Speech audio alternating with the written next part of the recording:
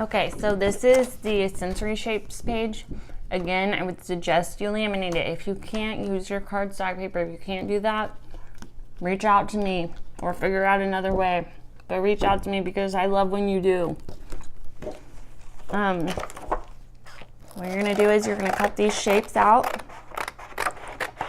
Try not to leave any white outline available on them.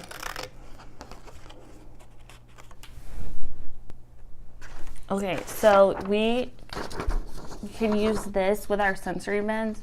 It's one of the printables in the PDF I provided for you, and it's a shape sorter table. And then you can design your sensory box however you want to.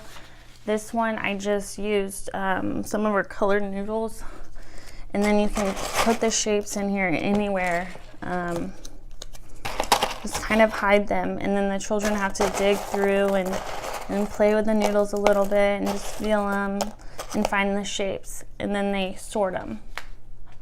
So the triangle. If you need to add some, make it a little harder, add some tongs in there, and they need to pick up the shapes with the tongs. That's what I do for my 4-year-olds, just to give them a bit of, just to make things a bit harder. Okay, that one's gonna be hard to get with the tongs. So like that. I have another example. Okay, so here's another sensory bin. This is also cheap. I mean, noodles, beans, these beans have kind of gotten expensive over the past year. But beans might cost $4 for a big bag of them from Walmart. The noodles range. You could even cook the noodles. I've seen people cook the noodles, but you could use flour if you wanted to. There's all kinds of things you can use. Sand. Just, it's limitless. There's so many ideas out there. And I would probably treat this one more as a like fill around, since I have so many beans in here. They need to just kind of use their hands to feel around and find the shapes and distribute them. Sensory bins are fun. They love sensory bins. All children do.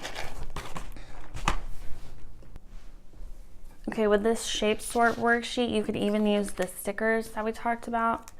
And the child could take them off, stick them on there, and sort the sticker shapes. Like so.